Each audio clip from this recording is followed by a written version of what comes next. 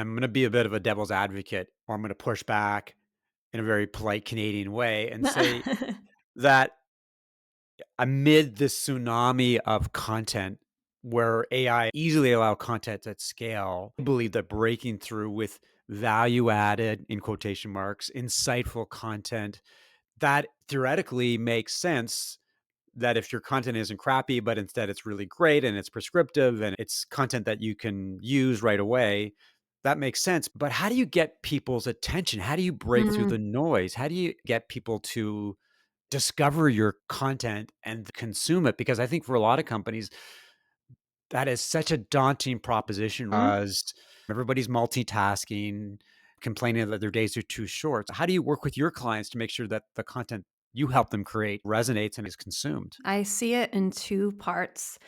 First is really the content creation. Make sure you're creating bold content that people cannot ignore.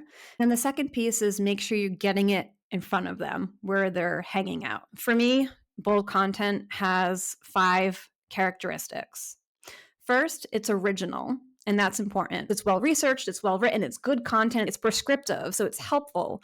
That's great. For me, table stakes should be helpful. And a long time ago, that was enough because there wasn't as much content available as there is today. Now that there is a huge number of content pieces on any given topic under the sun, if I want to teach people how to write a thought leadership article, I can't just go and tell them a prescriptive way to write a thought leadership article because that's been done. It's been done really well and in depth by many different brands and subject matter experts and thought leaders. What I need to do is be original.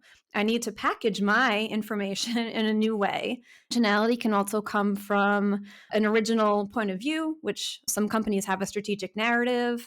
I personally help companies come up with or refine their strategic narrative so that they have a bold point of view. Then we use that to make a narrative led content strategy, which means we're not just picking random topics based on what the keyword tool tells us our audience is searching for.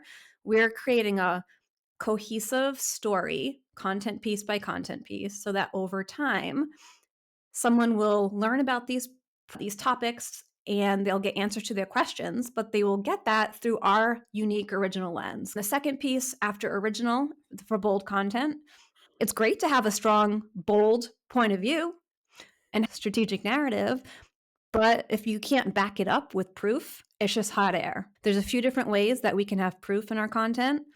One is proprietary data and data storytelling. I might help my client build a research report. We'll pull data from their product usage, or maybe we'll survey an audience and then we will stand up a report and then that will give legs to our point of view. Now I'm going to say we talked to 5,000 children ages 10 through 18, and they told us that they have a hard time with this plastic or whatever the story is. We have data to now support our bold point of view.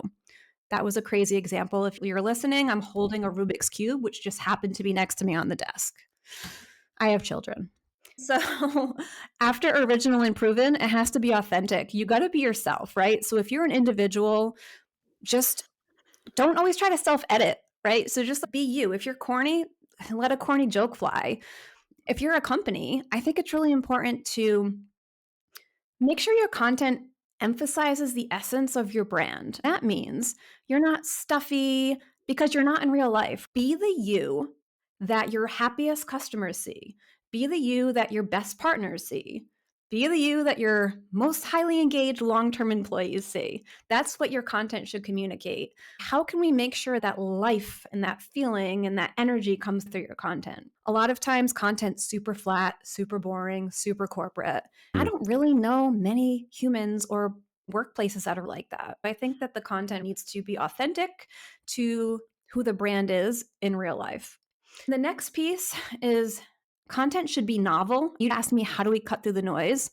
Originality helps, authenticity helps, but novel is finding ways to surprise and delight your audience.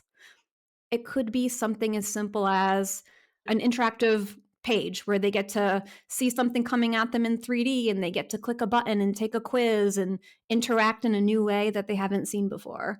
Shopify recently did a product update, and instead of sending a boring vanilla email like most companies do. They made a whole experience where there was TV channels and you could choose to change the channel and learn all about these different product updates. It was super cool and creative and Mhm. novel.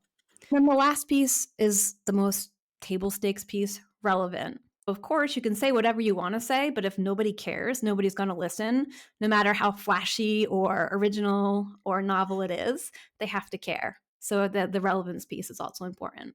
One of the best ways to distribute content is social media, YouTube, depending on the business, and more importantly, other people. So partner with other friendly companies, companies that sell into the same audience, but sell a non competing product. It's really great to do a lot of co marketing with them. And I am also big on influencer marketing, so long as it's not a transactional relationship, because people can see right through that. Partner with someone who uses your product and do a long term partnership. Bring them on as an actual partner and not just someone that you're paying $1,000 to talk once about your brand.